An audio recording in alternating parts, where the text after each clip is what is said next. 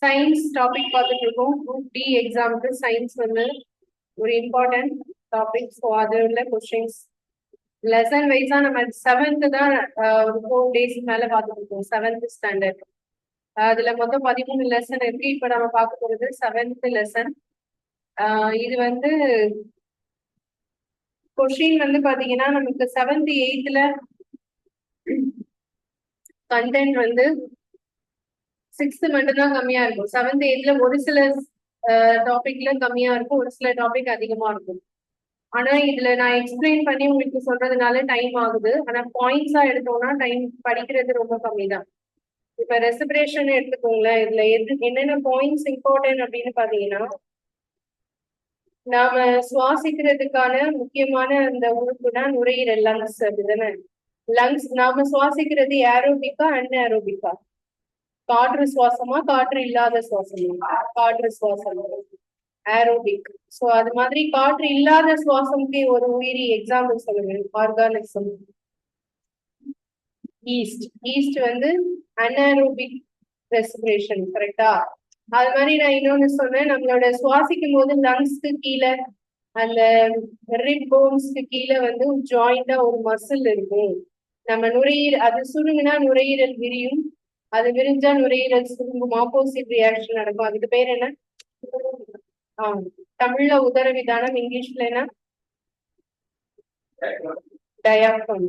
So அந்த diaphragm இருக்கிறதுனால அது எங்க மட்டும்தான் இருக்கும்? அது மேமல்ஸ்ல மட்டும்தான் இருக்கும், பாலூட்டிகள்ல மட்டும்தான் இருக்கும்.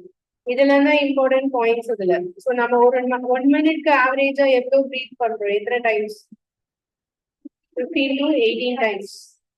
ஓகே, இதே எக்ஸசைஸ் பண்ணிட்டு பார்த்தோம் அப்படின்னா 1 minute 25 டைம்ஸ் ப்ரீத் பண்ணுவோம். அப்புறம் மசில் கிரம்ஸ் எதனால வருதுன்னு சொல்லுமா? சம்டைம் நாம கூட அன்ஏரோபிக் சுவாச முறை, காற்று இல்லாத சுவாச முறை கூட நம்மளோட மனுஷன்லயே நடக்கும். எப்ப நடக்கும்? ஹெவி எக்ஸசைஸ் பண்ணி பிளட் சர்க்குலேஷன் சரியா இல்லைன்னா அப்ப என்ன நடக்கும்? மசில் கிரம்ஸ் இருக்கும்னு சொன்னோமா? அந்த டைம்ல நம்மளோட மசில்ஸ் வந்து எதுதான் எடுத்துக்குது? பிளட்ல இருக்கிற குளுக்கோஸ் வந்து ஆக்சிஜனா கன்வெர்ட் பண்ணிக்குது. ஓகேவா? அடுத்தது transportation in animals and plants. Transportation அப்படின்னா கடத்துதல் அப்படின்னு அர்த்தம். அனிமல்ஸ் அண்ட் பிளான்ஸ், அதாவது ஒரு முக்கியமான நியூட்ரிஷன் நம்ம பாடியில எந்த இடத்துக்கு தேவையோ அதை கடத்தி கொண்டு போறது எது அப்படின்னா பிளட். பிளட் தான் இதுல வந்து மெயின். சர்க்குலேட்டரி சிஸ்டம் அப்படின்னா ரத்த சுழற்சி முறை. ஓகேயா? சர்க்குலேட்டரி சிஸ்டம் அப்படிங்கிறது பிளட் எப்படி எல்லாம் நமக்கு வந்து ரொட்டேட் ஆகுது அப்படிங்கறத பத்தி படிக்க போறோம். அது எது வழியாலாம் போகுது? பிளட் வெசல்னு தனியா ஒண்ணு இருக்கும், ரத்த நாளங்கள். பிளட் கொண்டு போறதுக்கு ஒரு வெசல்ஸ் டியூப் மாதிரி தனியா இருக்கும், அதுதான் பிளட் வெசல்ஸ்னு சொல்றோம். It transports the substance like digested food from the small intestine. இது ஏற்கனவே நம்ம பார்த்துருக்கோம். ஸ்மால் இன்டெஸ்டைன்ல நாம சாப்பிட்ட சாப்பாடுல இருக்கிற நியூட்ரிஷன் அப்சர்வ் பண்றதுக்கு ஒரு பார்ட் இருக்கும்னு சொன்னா அது என்னது? ஸ்மால் இன்டெஸ்டைன்ல எல்லாமே டைஜஸ்ட் ஆனதுக்கு அப்புறமா ஒரு மில்லியன் கணக்குல சின்ன சின்ன இது மாதிரி இருக்கும். இதுதான் நம்ம ஃபுட் எல்லாமே அப்சர்வ் பண்ணி பிளட்டுக்கு கொண்டு போகும்னு சொன்னாங்க. இதுக்கு பேர் என்ன?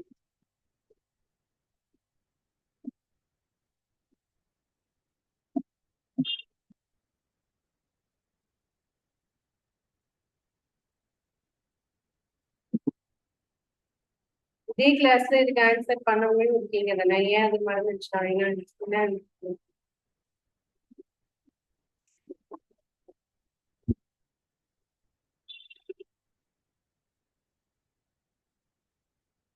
கண்டுபிடிக்கலையான்னு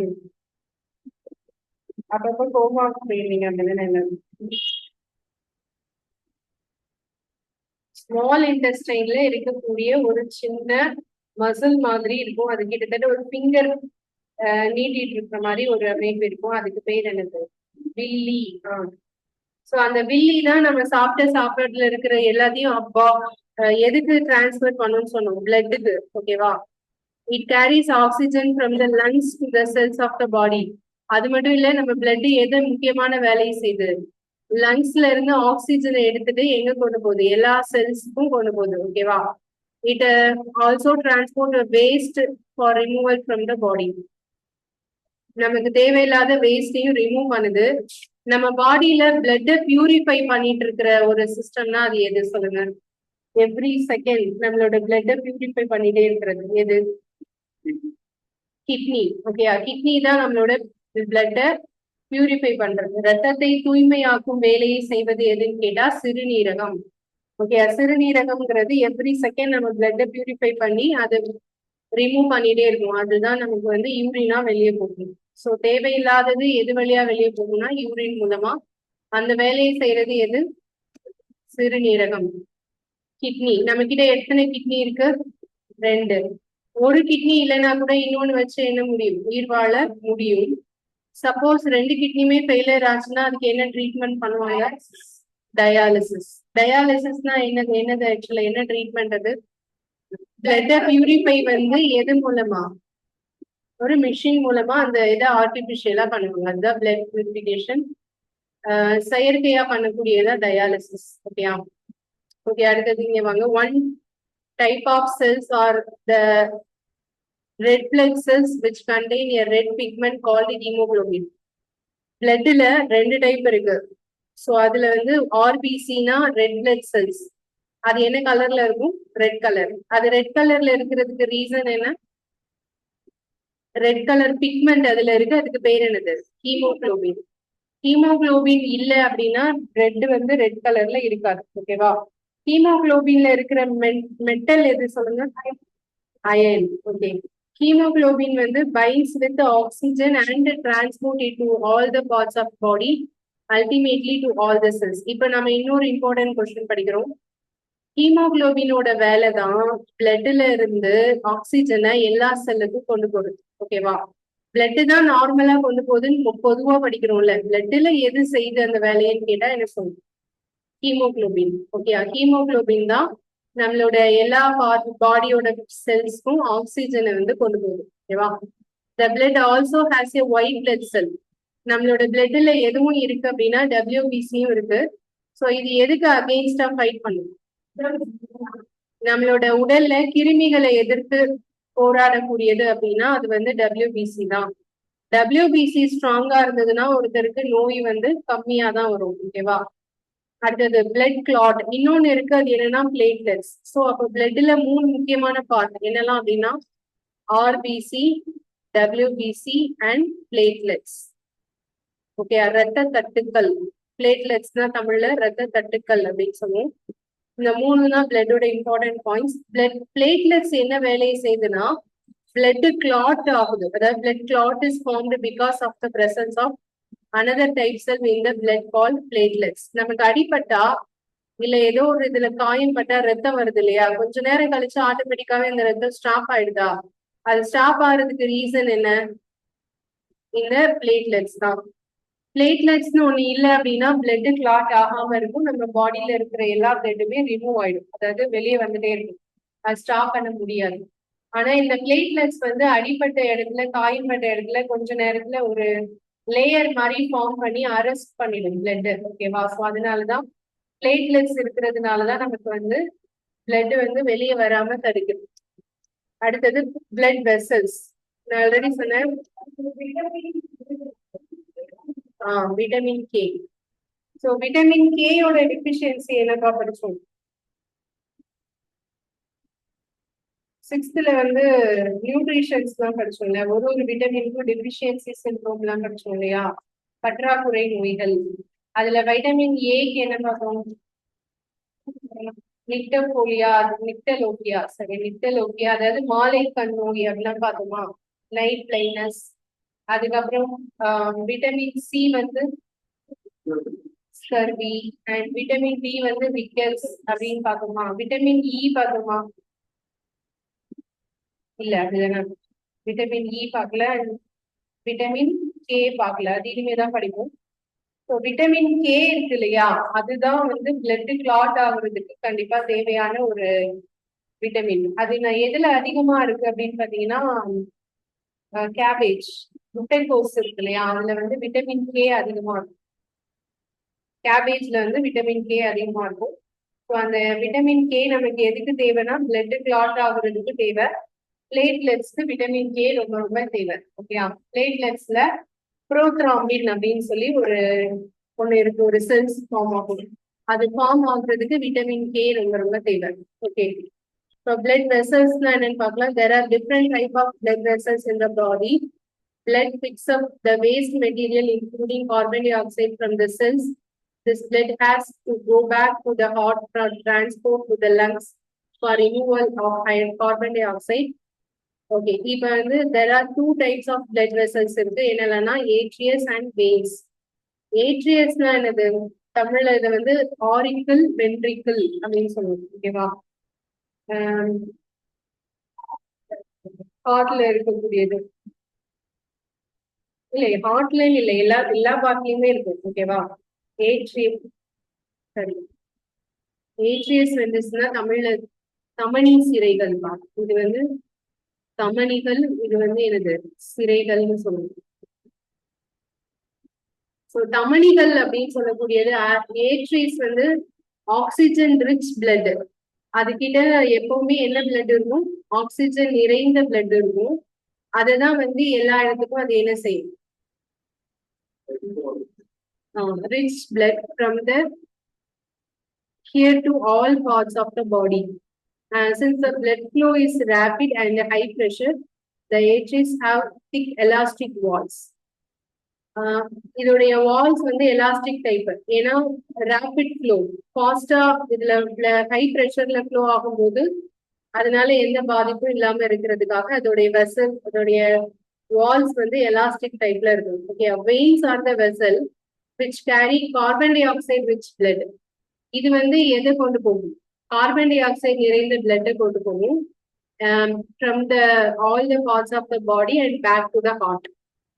ஹார்ட்டுக்கு திருப்பி எடுத்துட்டு வரும். The veins have thin walls. இதோட வால்ஸ் எப்படி இருக்கும்னா thin walls-ஆ இருக்கும். There are walls present in the veins which allow blood to flow only towards the heart. இதுல ஒரு இம்பார்ட்டன்ட் பாயிண்ட், இந்த வால்ஸ் இருக்கு பாத்தீங்களா? இந்த வால்ஸ் வந்து எதுக்காக மெயினா அதுல வச்சிருக்காங்க அப்படின்னு பாத்தீங்கன்னா, நம்மளோட பிளட் ஃப்ளோ ஆகுறது வந்து ஒன் சைடா தான் இருக்கும், ரிவர்ஸ் வரவே வராது. ஓகே. ஒன்ஸ் நம்ம பிளட் வந்து ஹார்ட்டுக்கு போயிடுச்சுன்னா ஹார்ட்ல இருந்து எந்த ரீசனுக்காகவும் அது திருப்பி என்ன செய்யாது? ரிவர்ஸ் வரவே வராது. அது ஏன்னா வால்வ் வந்து க்ளோஸ் ஆயிடும். அந்த வால்வை தாண்டி பிளட் வர முடியாது. ஓகேவா? இதுதான் வந்து வால்ஸோட இம்பார்ட்டன்ட் ஜாப்னு சொல்லலாம். ஏட்ரியஸ் டிவைடட் இன்டு ஸ்மாலர் வெசல்ஸ். இது வந்து ஏட்ரியஸ் வந்து மறுபடியும் நிறைய ஸ்மாலர் வெசலா ஸ்பிளிட் ஆகும். இதுதான் நம்மளுடைய ரொம்ப சின்ன சின்ன டிஷ்யூக்கெல்லாம் வந்து பிளட் கொண்டு போகிறது இதுதான். ஓகேவா? they divide further into extremely thin tubes called capillaries. தமனிகள் அப்படின்னு சொல்லுவோம். ஓகே. தமனிகள் அப்படின்னு சொல்லுவோம். the capillaries join from to form veins which empty into the heart. So இது வந்து நீங்க தெரிஞ்சுக்க வேண்டிய இம்பார்ட்டன்ட் பாயிண்ட் மூணே தான் இதுல. ஏட்ரியஸ் வந்து எந்த பிளட்டை கொண்டு போகும்னு கேட்டா என்ன சொல்லுவோம்? Oxygen rich blood. And vein, அதோடைய வால்ஸ் எப்படி இருக்கும்? Thick elastic walls. ஓகேவா? அண்ட் வெயின்ஸ் வந்து எதை கொண்டு போகும்? Carbon dioxide rich blood. அதோட வால்ஸ் எப்படி இருக்கும்? தின் வால்ஸ். அண்ட் இந்த ரெண்டுல எதுல வால்வ் இருக்கும்? வெயின்ஸ்ல. ஓகே. வெயின்ஸ்ல தான் வால்வ்ஸ் இருக்கும். ஸோ அவ்வளவுதான் இதனுடைய இம்பார்ட்டன்ட் பாயிண்ட். ஸோ இதை அப்படியே நம்ம தமிழ்ல பார்க்கலாம். ஒரு நிமிஷம்.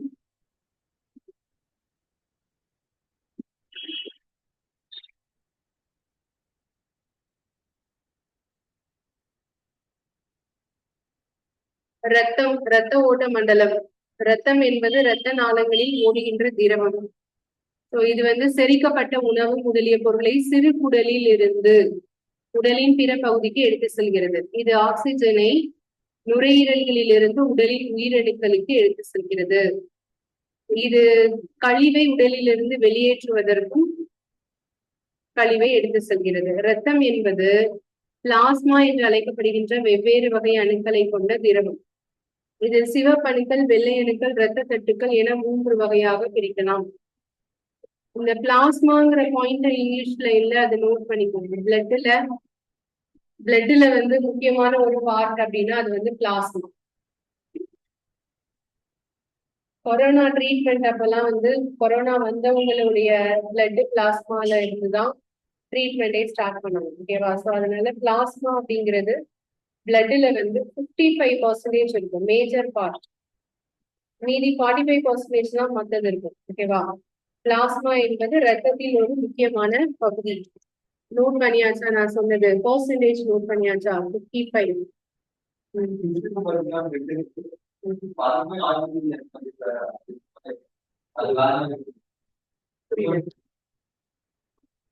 புரியல.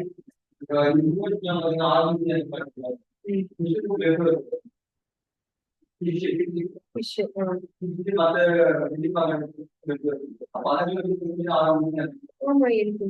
அதாவது ஒரு ஃபேமிலிக்கும் பிளட் சிஸ்டம்ங்கிறது வேற வேற மாதிரி இருக்கு. இப்ப நமக்கு பிளட் வந்து ரெட் கலர்ல இருக்குனாலே கண்டிப்பா அதுல என்ன இருக்கு? ஆர்பிசி இருக்குன்னு இருக்கும். ஓகேவா? அண்ட் நம்மளோட பிளட் மாதிரி வேற அனிமல்ஸோட பிளட் மேட்ச் ஆகுமான்னு கேட்டா நிறைய டிஃபர் ஆகும்.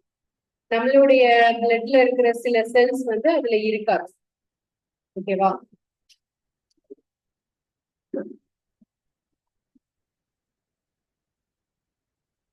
அடுத்தது இரத்த சிவப்பணுக்கள். இரத்த சிவப்பணுக்களில் ஹீமோகுளோபின் என்ற நிறமி உள்ளது. ஹீமோகுளோபின் ஆக்சிஜனுடன் இணைந்து அதை உடலின் அனைத்து உறுப்புகளுக்கும் இறுதியாக உயிரணுக்களுக்கும் எடுத்து செல்கிறது. ஹீமோகுளோபின் நிறமி இருப்பதால் தான் இரத்தம் என்ன நிறத்தில் உள்ளது?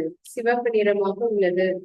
இரத்த வெள்ளை அணுக்கள் நமது உடலில் நுழையும் கிருமிகளை எதிர்த்து போராட இரத்தத்தில் வெள்ளை அணுக்கள் உள்ளன. இரத்த தட்டுக்கள் இவை இருப்பதால் தான் உடலில் காயம் ஏற்படும் போது வரும் இரத்தம் சிறிது நேரத்தில் உறைகிறது. ஓகே, அடுத்தது தமனிகள், சிரைகள். நான் ஆல்ரெடி சொன்ன மாதிரி உடலின் பல்வேறு வகையான இரத்த நாளங்கள், அதை 2 வகையா பிரிக்கலாம். தமனிகள், சிரைகள். தமனிகள் வந்து ஆக்சிஜன் கூடிய இரத்தத்தை உடலின் எல்லா பகுதிகளுக்கும் எடுத்து செல்லும்.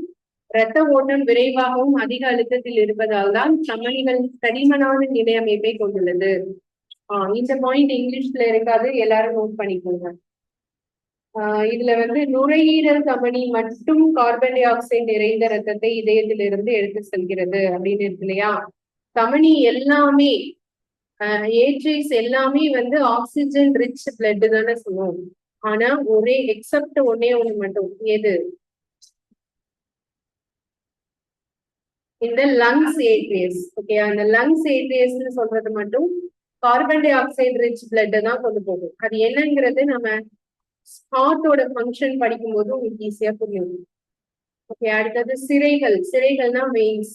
வெயின்ஸ் வந்து carbon dioxide rich blood, ஆனா அதுல ஒரே ஒரு வெயின்ஸ் மட்டும் என்னது? Oxygen rich blood. அதாவது நுரையீரல் சிரை, லங்ஸ்ல இருந்து வர வெயின்ஸ் மட்டும் ஆக்சிஜன் ரிச் பிளட் கொண்டு போகும். எக்ஸப்ட் ரெண்டுலயும் எக்ஸப்ட் அது எங்க இருந்து வரக்கூடியது? ஆக்சுவலா லங்ஸ்ல இருந்து வரக்கூடியதுதான். ஓகேவா?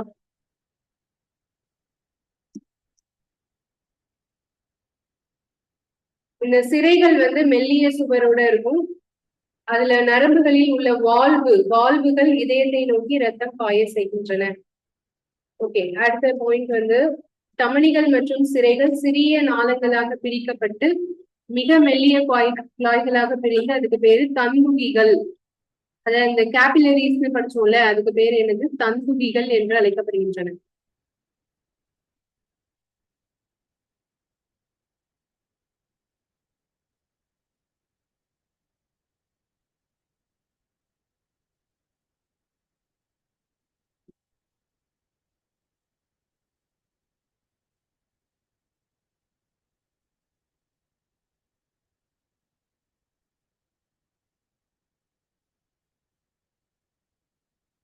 நாடி துடிப்பு.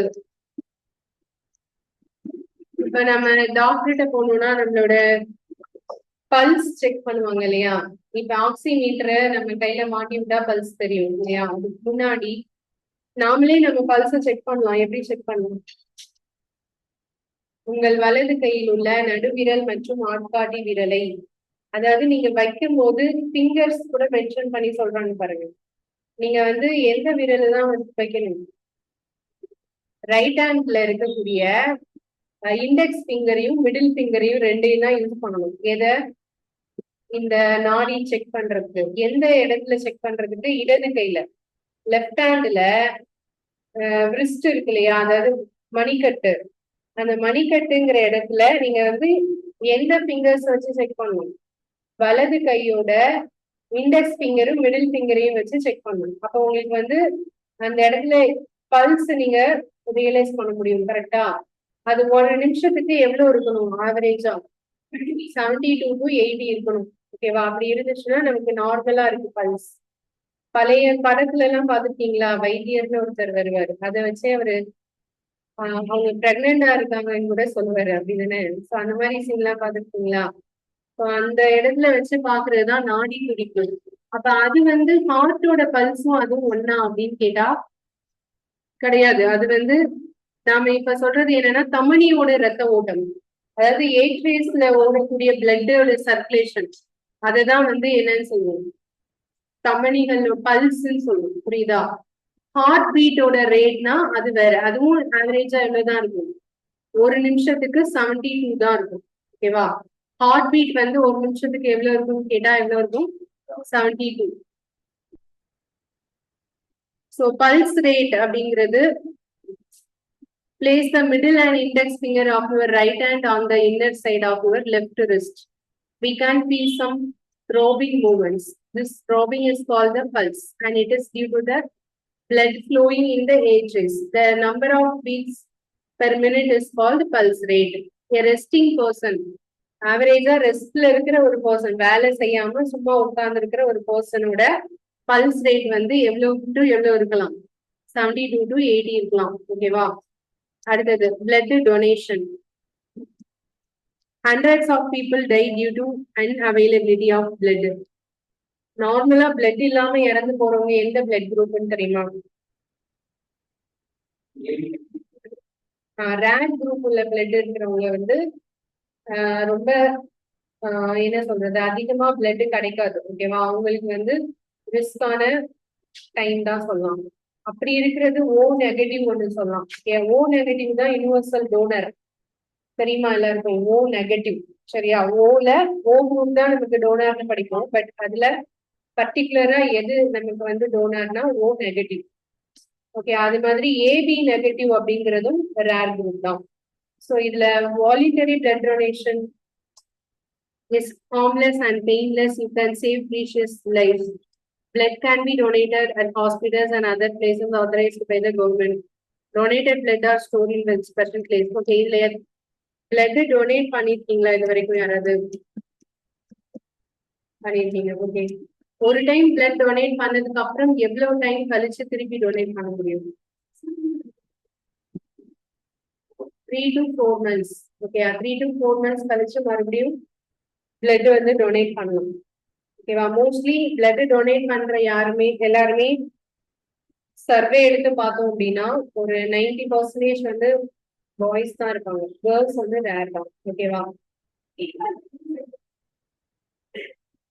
அதுக்கான ரீசன்ஸ் நிறைய இருக்கு. ஏன்னா நார்மலா பிளட் வந்து 6.5, அதாவது டோட்டலா எவ்வளவு பிளட் இருக்கு அப்படின்னு ஒரு ஆவரேஜா எடுத்து பார்த்தோம் அப்படின்னா, ஒரு மென்க்கு அவங்களோட பாடியில எவ்வளவு பிளட் இருக்குன்னா 6.5 liters இருக்கு.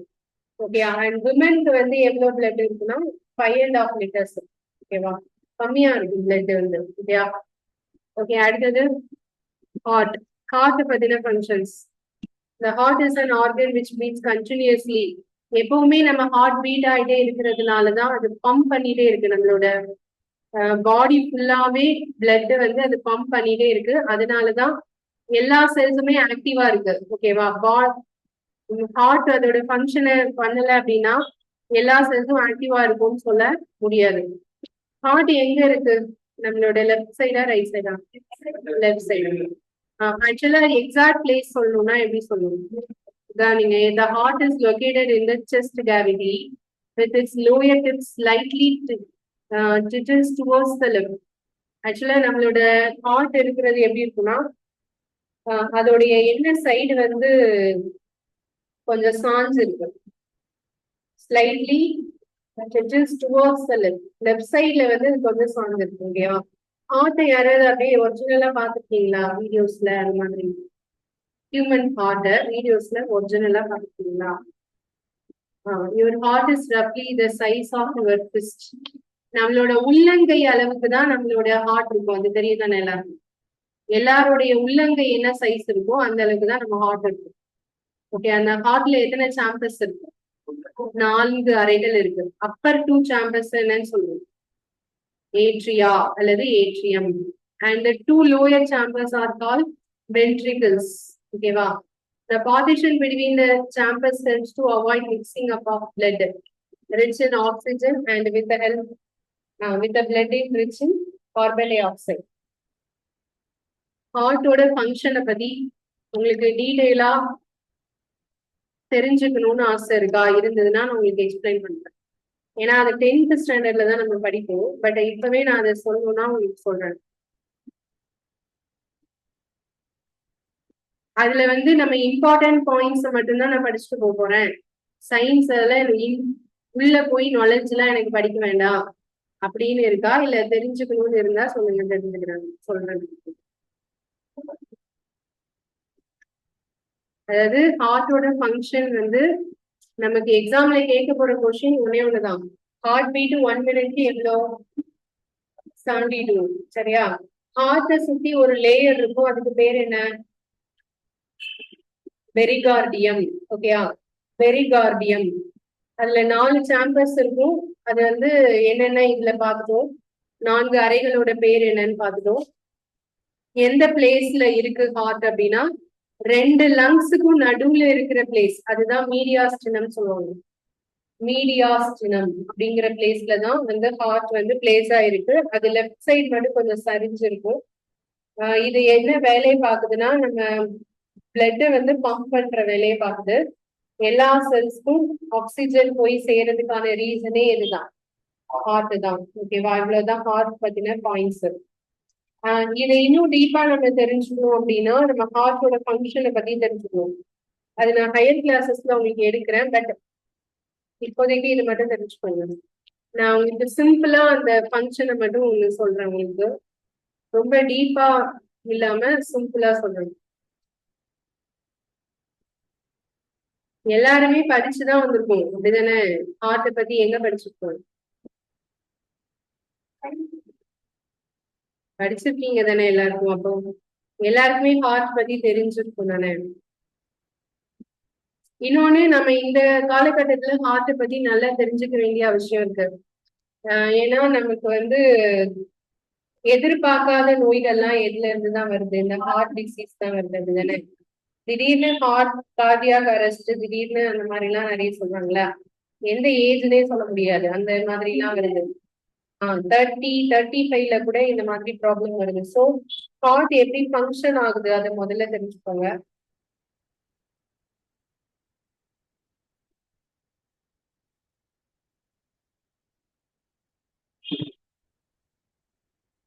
கிட்டத்தட்ட இந்த ஷேப்ல தான் இருக்கும். அதனாலதான் இந்த ஹார்ட் மாதிரியான சிம்பிள்ஸ் எல்லாம் எல்லாரும் யூஸ் பண்றோம்.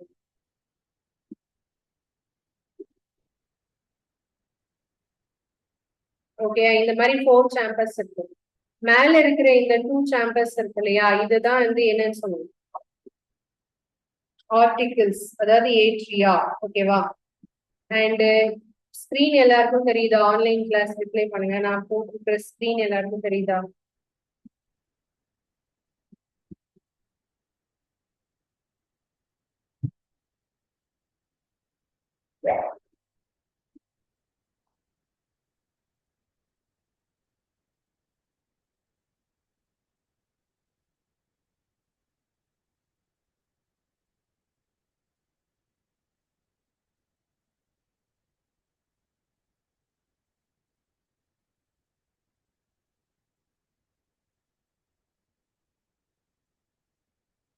சரி, ஓகே. இது மேல 2 இருக்கிறது, இது லெஃப்டா ரைட்டா? எது லெஃப்ட் எது ரைட்டு?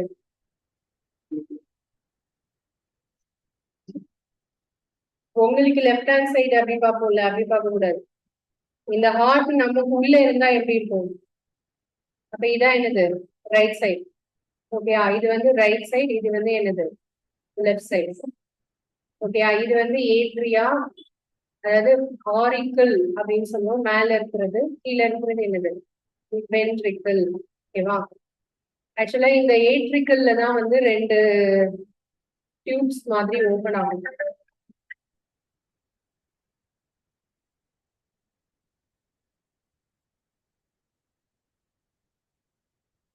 இதுல வந்து ரெண்டு டியூப்ஸ் மாதிரி ஓபன் ஆகும். சரியா? இது வந்து என்ன சொல்லுவோம்னா இது ரெண்டும் சிரைகள். அதாவது நம்ம படிச்சதுல என்ன வெயின்ஸ். ஓகே, இந்த வெயின்ஸ் வழியா தான் வெயின்ஸ் ஆக்சுவலா எந்த பிளட் கொண்டு வரும்? Carbon dioxide rich blood, அப்படிதானே? அப்ப கார்பன் டை ஆக்சைடு நம்ம உடல்ல எல்லா பகுதியில இருந்தும் CO2 நிரம்பிய ரத்தத்தை அது எங்க கொண்டு வந்து சேர்க்கும்? ரைட் ஏட்ரியால வந்து சேர்க்கும். சரியா? இப்ப நம்மளோட இதயம் சுருங்கி வருது, நம்ம லெப்டப்னு சவுண்டு கேக்குதுல்ல, அது எதை வச்சு கண்டுபிடிக்கிறாங்க? எதை வச்சு கேட்க முடியும் நம்மளால? ஸ்டெதஸ்கோப் வச்சு கேட்க முடியும். அந்த ஸ்டெதஸ்கோப்ல லெப்டப் சவுண்ட் ஏன் வருது? லெப்டப் சவுண்ட் அதனால ஆக்சுவலா ஏன் கிரியேட் ஆகுது அப்படின்னு கேட்டா, இது ஒரு இம்பார்ட்டன்ட் கொஸ்டின் தான். லெப்டப் சவுண்ட் வர்றதுக்கான ரீசன், நம்ம இதுல இருக்கக்கூடிய வால் வந்து திறந்து மூடுது இல்லையா, அதனாலதான் லெப்டப் சவுண்ட் வருது. ஓகேவா? ஆனா இன்னொன்னு, இதயம் சுருங்குறதுக்கு பேரு சிஸ்டோலிக் அப்படின்னு சொல்லுவோம். ஓகே, விரியறதுக்கு பேர் என்ன சொல்லுவோம்னா டயஸ்டோலிக் அப்படின்னு சொல்லுவோம். இப்போ முதல்ல எது சுருங்கும் அப்படின்னு பாத்தீங்கன்னா, இந்த மேல இருக்கிற ரெண்டு ஏட்ரியாவும் தான் முதல்ல சுருங்கும். சரியா? அது ஃபர்ஸ்ட் சுருங்கும் போது என்ன நடக்கும்னா, இந்த ஏட்ரியாவுக்கும் வென்ட்ரிகல்ஸ்க்கும் இடையில வந்து வால்வ் இருக்கும். இப்ப இந்த ரெண்டுல இதுல வந்து 3 ஃபேஸ் வால்வ் மாதிரி இருக்கும், இதுல 2 ஃபேஸ் வால்வ். இந்த வால்வுக்கு பேர் தான் மிட்ரல் வால்வ் அப்படின்னு சொல்லுவோம். மிட்ரல் வால்வ்.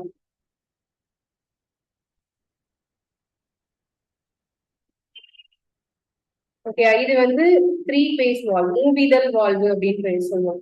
இப்ப இது ரெண்டும் சுருங்கும் போது என்ன நடக்கும்னா, இங்க இருக்கிற பிளட் இருக்குல்ல, இங்க இருந்து வந்த பிளட், இது எல்லாமே பம்ப் பண்ணி எங்க போயிடும்னா வென்ட்ரிகல்ஸ்க்கு போயிடும். அப்ப இந்த வால்வ் மூடிடும். இந்த பிளட் இங்க வந்ததுக்கு அப்புறமா இந்த வால்வ் க்ளோஸ் ஆயிடும். சோ இப்போ வந்து இது சுருங்குறப்போ இந்த ஃபங்க்ஷன் நடந்திருக்கு. அதாவது இந்த ரெண்டும் சுருங்கும் போது இதுல இருக்கிற பிளட் எல்லாம் இங்க வந்திருக்கு. சரியா? இப்ப அடுத்து என்ன ஆகும் அப்படின்னா, இந்த பார்ட் கீழே இருக்கிற ரெண்டு பார்ட் இருக்கு இல்லையா, அது வந்து சுருங்கும். ஓகேவா? அது சுருங்கும் போது என்ன நடக்கும்னா, மேல இருக்கிறது விரிஞ்சிடும். ஓகே, இப்ப இது எக்ஸ்பேண்ட் ஆகுறப்போ பிளட் வந்து மறுபடியும் இங்க வந்து ஃபில் ஆகும். CO2 ரிச் பிளட் வந்து இங்க ஃபில் ஆகும். இப்ப இது வந்து கீழே இருக்கிற வென்ட்ரிகல்ஸ் ரெண்டும் வந்து என்ன ஆகுது? ஃபர்ஸ்ட் இது சுருங்குறப்ப இங்க உள்ள பிளட் இங்க வந்துருச்சா, இப்ப இது ரெண்டும் வந்து என்ன ஆகும்னா ஸ்ட்ரிங்க் ஆகும்போது சுருங்குறப்போ இங்க இருந்து ஒரு பிளட் வெசல் எங்க போகும் அப்படின்னா லங்ஸுக்கு போகும். ஓகேயா? சோ இது டைரக்டா லங்ஸுக்கு போகும். லங்ஸுக்கு போய் எதுக்காக லங்ஸ்க்கு போகுது? பியூரிஃபை ஆகுறதுக்காக. இது என்ன பிளட் இங்க இருந்து போறது? என்ன பிளட்? CO2 rich blood. இது வந்து லங்ஸ்க்கு போயிட்டு லங்ஸ்ல இருந்து இந்த பிளட் பியூரிஃபை ஆயிடும். பியூரிஃபை ஆனதுக்கு அப்புறம் லங்ஸ்ல இருந்து இன்னொரு பிளட் வெசல் வந்து எங்க ஓபன் ஆகும்னா லெஃப்ட் ஏட்ரியால ஓபன் ஆகும். ஓகேவா? இந்த லெஃப்ட் ஏட்ரியால ஓபன் ஆகி இப்ப ஆக்சிஜன் ரிச் பிளட் தானே, அது வந்து இப்போ இது மறுபடியும் அதே ப்ராசஸ். இது சுருங்குறப்போ இந்த வால்வு வழியா அது எங்க வந்துரும்னா லெஃப்ட் வென்ட்ரிக்கலுக்கு வந்துடும். ஓகேவா? லெஃப்ட் வென்ட்ரிக்கலுக்கு வந்ததுக்கு அப்புறமா இங்கே இருந்து அது வந்து மறுபடியும் வேற நம்மளோட மத்த பார்ட்ஸ்க்கு வந்து போகும். ஸோ இதுதான் பிளட்டோட ஃபங்க்ஷன். ஓகேவா? இதுல சிஸ்டோலிக் அப்படின்னா, சிஸ்டோலிக்னா சுருங்குறது. எது சுருங்கும்? மேல இருக்கிற ரெண்டும். ஓகேவா? அது சுருங்குறப்ப இங்க இருந்து பிளட் எங்க வந்துடும்? கீழே இருக்கிற வெசலுக்கு வரும், சாம்பருக்கு வரும். அப்புறம் கீழே இருக்கிறது சுருங்கும், அது வந்து என்ன ஆகும்? அப்ப கீழே சுருங்குறப்ப மேல என்ன ஆகும்? விரியும். அது டயஸ்டோலிக். புரியுதா? Systolic, diastolic. இப்போ இங்க இருக்கிற ஒரு வால்வு, இங்க இருக்கிற ஒரு வால்வு, அதுக்கப்புறம் இந்த ரெண்டு பிளட் வெசல் இங்க இருந்து லங்ஸுக்கு போகுது, லங்ஸ்ல இருந்து இங்க வருது இல்லையா, அதுல ஒரு வால்வு இருக்கு. இந்த வால்வ் எல்லாம் திறந்து திறந்து மூடுறதுனாலதான் லெப்டப் சவுண்டுங்கிறதே நமக்கு கேக்குது. புரியுதா? சோ இதான் ஹார்ட்டோட ஃபங்க்ஷன். இதுல ஏதாவது வால்வு பிரச்சனை அப்படின்னா நமக்கு வந்து என்ன ஆகாது? ஒழுங்கா ஃபங்க்ஷன் ஆகாது. இதுல அடிக்கடி வால்வு ப்ராப்ளம் இருக்கிறது இந்த மிட்ரல் வால்வ். இந்த வால்வு ப்ராப்ளம் இருந்தாதான் ஃபேஸ் மாத்துறாங்க அப்படின்னு சொல்லுவாங்களா, ஒரு ஆப்ரேஷன் ஹார்ட்ல வந்து பேஸ் மேக்கர் மாத்திருக்காங்க அப்படிலாம் சொல்லுவாங்களா, அது வந்து இந்த வால்வு மாத்துறதுதான். ஓகேவா? அண்ட் இன்னொன்னு இந்த ஹார்ட் எப்ப ஃபங்க்ஷன் ஆகுறது கம்மி ஆகும் அப்படின்னா பிளட் சர்க்குலேஷன். இப்போ ஹார்ட்டுக்கு வரக்கூடிய இந்த வெயின்ஸ் ஆர் ஏட்ரியஸ் வரக்கூடிய இதுல பிளட் நம்மளோட ஃபேட் போய் வந்து லாக் ஆச்சுன்னா என்ன ஆகும்? இப்ப இதுதான் பிளட் வெசல்னு வைங்களேன். இப்ப இதுல வந்து நார்மலா பிளட் இப்படி ஃப்ளோ ஆயிட்டு இருக்கணும். ஆனா எனக்கு நல்ல ஃபேட் வந்து இங்க அப்படியே டெபாசிட் ஆயிடுச்சு. அப்ப ஃப்ளோல வந்து என்ன ஆயிடும்? ஃபுல்லா ஃப்ளோ ஆகுறது பாதிதான் பிளட் ஃப்ளோ ஆகுது. கரெக்டா? அப்படி பாதி ஃப்ளோ ஆகும்போது நம்ம வேகமா நடந்தாலோ மாடிப்படி ஏறினாலோ ஓடுனாலோ நமக்கு என்ன ஆகும்? மூச்சு வாங்கும். ஓகேவா? ஏன்னா அந்த இடத்துல ஃபுல்லா பிளட் ப்ரெஷர் அதிகமா கொடுக்குறப்போ பிளட் ஃப்ளோ ஆகாது. ஸோ அது ரொம்ப நாளா இருந்துட்டே இருந்துச்சுன்னா ஒரு டைம்ல சடனா என்ன ஆகும்? பிளாக் ஆகும். ஸோ அதுதான் வந்து கார்டியாக் அரெஸ்ட். இதை எது மூலமா ட்ரீட்மெண்ட் கொடுத்து சரி பண்ணலாம்? இந்த மாதிரி டெபாசிட் ஃபேட் டெபாசிட் ஆகுறதை எது மூலமா சரி பண்ணுவோம்? ஆன்ஜியோ பண்ணா சரி பண்ணுவாங்க. ஓகேவா? ஆன்ஜியோ பண்ண மீன்ஸ் இதுல இருந்து அந்த ஃபேட்டை ரிமூவ் பண்ணிட்டு அதுல வந்து என்ன பண்ணுவாங்க? ஒரு ஸ்டண்ட் மாதிரி வைப்பாங்க. ஸ்டண்ட்னா என்ன? இந்த மாதிரி ஷேப்ல ஸ்ப்ரிங் மாதிரி இருக்கும். அது அந்த பிளட் வெசல் திருப்பி சுருங்காம இருக்கிறதுக்காக ஒரு சப்போர்ட் மாதிரி வைப்பாங்க. ஓகேவா? ஸோ இது வந்து ஸ்டண்ட்னு சொல்லுவாங்க. இதை ஆன்ஜியோ பண்றது. அப்படி இல்லைன்னா பைபாஸ் சர்ஜரி. பைபாஸ் சர்ஜரினா என்ன? புரியல. கேள்விப்பட்டிருப்பீங்க கண்டிப்பா. உங்க வீட்டுல யாருக்கோ ரிலேஷன்ஸ்க்கோ தெரிஞ்சவங்க அந்த மாதிரி யாருக்காவது நடந்துருக்குமா? பைபாஸ் சர்ஜரினா என்ன பண்ணுவாங்க?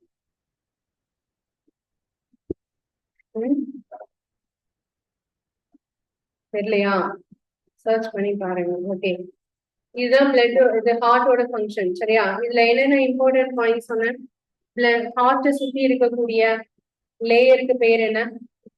பெரிகார்டியம். அப்புறம் 4 சாம்பர் இருக்கு. இதயம் சுருங்குனா அதுக்கு பேர் என்ன? சிஸ்டோலிக். விரிஞ்சா அதுக்கு பேரு டயஸ்டோலிக். 1 மினிட்க்கு எவ்வளவு ஹார்ட் பீட் இருக்கணும்? 72 இருக்கணும். பொதுவா விமென்க்கு வந்து பிளட்டோடைய அளவு எவ்வளவு இருக்கும்? 5.5 liters. மென்னுக்கு 6.5 liters. ஓகேயா? அண்ட் ஹார்ட்டோட வேலை என்னன்னு கேட்டா என்ன சொல்லும்? பம்பிங். எதை? பிளட் எல்லா செல்ஸ்க்கும் பம்ப் பண்றோம். ஓகேவா? அடுத்தது போலாம். Next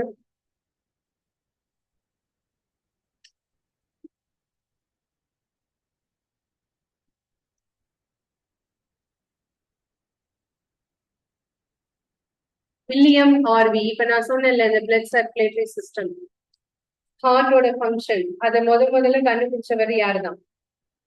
William Harvey. ஓகேவா? Discovery the circulation of blood, ரத்த சுழற்சி முறையை கண்டறிந்தவர் யார் அப்படின்னா வில்லியம் ஹார்வி. இது ஒரு இம்பார்ட்டன்ட் கொஸ்டின். இதே மாதிரி ஃபாதர் ஆஃப் கேஸ்ட்ராலஜி நான் ஒரு இடத்துல சொன்னேன். அது யாரு? ஒருத்தருக்கு கன் ஷாட் ஆகி ஒரு கோல் மாதிரி விழுந்திருக்கும், அதை வச்சுலாம் கண்டுபிடிச்சிருப்பாரு. நம்மளுடைய டைஜஷன்லாம் எப்படி நடக்குதுன்னு அவர் தான் ஃபர்ஸ்ட் சொன்னாரு அப்படிலாம் சொன்னோமே. அவரும் வில்லியம் தானே வரும். வில்லியம் ஃபுல்நேம் என்ன?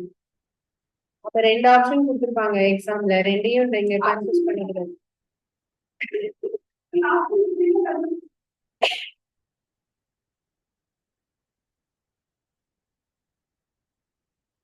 வில்லியம் பியூமன். ஓகேவா? அவரோட பேர் என்ன? வில்லியம் பியூமன். சோ இவர் பேர் என்ன? William Harvey. அவர் வந்து டைஜஷன் பார்ட், இவர் வந்து சர்க்குலேட்டரி சிஸ்டம், பிளட்டோடைய பார்ட். ஓகேவா? இவர் எந்த கண்ட்ரி பாருங்க? English physician. அவரு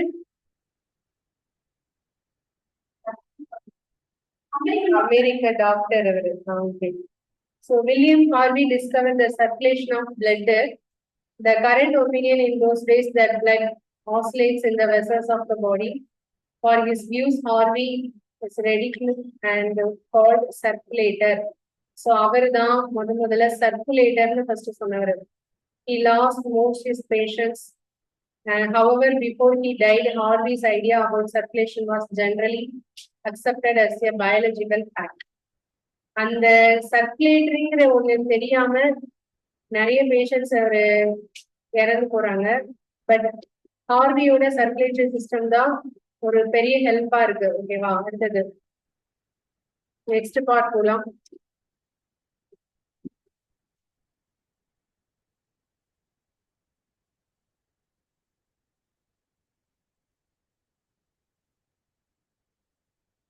எக்ஸ்கிரீஷன் இன் அனிமல்ஸ், அதாவது கழிவு நீக்க முறை அப்படின்னு சொல்லுவோம். நம்ம உடம்புல இருந்து தேவையில்லாத ரிமூவ் ஆகுறதுதான் கழிவு நீக்க முறை. எக்ஸ்கிரீட்டரி சிஸ்டம்ல என்னெல்லாம் இருக்குன்னா மெயினா கிட்னி இருக்கு. நான் ஆல்ரெடி சொன்ன மாதிரி நம்ம பிளட்ல இருந்து எவ்ரி செகண்ட்ஸ் பிளட்டை பியூரிஃபை பண்ணி அதை யூரினா வெளியேற்றுறது நம்மளோட கிட்னி தான். ஓகேவா? அது மட்டும் இல்லாம நம்மளோட டைஜஷன் சிஸ்டம்ல ஒண்ணு பார்த்தோமே, எக்ஸ்கிரீட்டரி சிஸ்டம் என்னன்னு பார்த்தோம். டைஜஸ்டிவ் சிஸ்டம்ல வந்து நம்ம ஃபுட்டுல சாப்பிட்டது போக வேஸ்ட் எல்லாம் எது வழியா ரிமூவ் ஆகும். இதெல்லாம் கொஸ்டின் இது எக்ஸாம்ல கேட்கக்கூடிய கொஸ்டின்ஸ் தான் நான் கேட்டுட்டு இருக்கேன். அதுக்கு பேர் என்ன? சாப்பிட்டதுக்கு அப்புறம் சாப்பாடு டைஜஸ்ட் ஆனதுக்கு அப்புறம் வேஸ்ட் எல்லாம் எது வழியா ரிமூவ் ஆகும்? Large intestine. லார்ஜ் இன்டெஸ்டைன்ல ஃபைனலா இருக்கிற அந்த பார்ட்டுக்கு பேர் என்ன?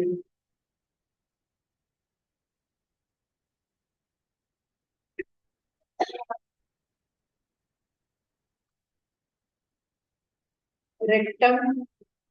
ரெக்டம். ஓகே, ரெக்டம் வந்து ஒண்ணு, இன்னொன்னு ஆனுலஸ். ரெண்டு part.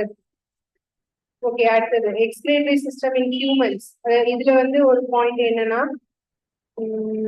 the process of removal of waste produced in the cells giving organism called excretion, the parts involved in from the excretory system. இதுல வேற எதுவும் இம்பார்ட்டன்ட் பாயிண்ட் இல்ல. பட் ஹியூமன்ஸ்ல அதுல இருந்து தான் ஸ்டார்ட் ஆகுது. அதுல பாருங்க, நம்மளுடைய மெயின் எக்ஸ்கிரேட்டரி சிஸ்டம்னா அது கிட்னி. நான் ஆல்ரெடி சொன்ன மாதிரி நமக்கு எத்தனை கிட்னி இருக்கு? 2 கிட்னி இருக்கு.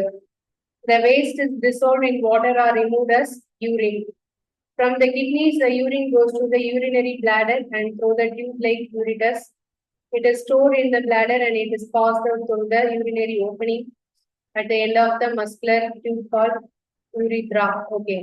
An adult human normally எவ்வளோ லிட்டர்ஸ் வந்து யூரின் பாஸ் பண்ணுவாங்க? 1.1 to 1.8 liters டெய்லி. ஓகேவா? 24 ஹவர்ஸ்ல. நம்ம யூரின்ல வந்து என்னென்ன இருக்கும்னா 95% வாட்டர் இருக்கும், 2.5% யூரியா அண்ட் 2.5% அதர் வேஸ்ட். இது ஒரு இம்பார்ட்டன்ட் பாயிண்ட். டெய்லி ரிமூவ் ஆகுற யூரினோட அளவு என்ன அப்படின்னா 1 to 1.8 லிட்டர்ஸ். நம்ம எவ்வளவு தண்ணி குடிக்கணும் டெய்லி?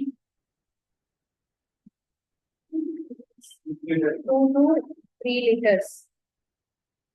2 to 3 liters தான் ஆவரேஜா. 6 liters குடிக்க முடியுமா? அப்ப தண்ணி மட்டும்தான் குடிக்கணும். இதுதானே?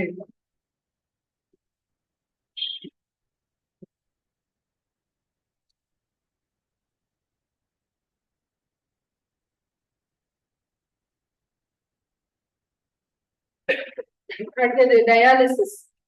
Sometimes a person's kidneys may stop working due to the infection or injury.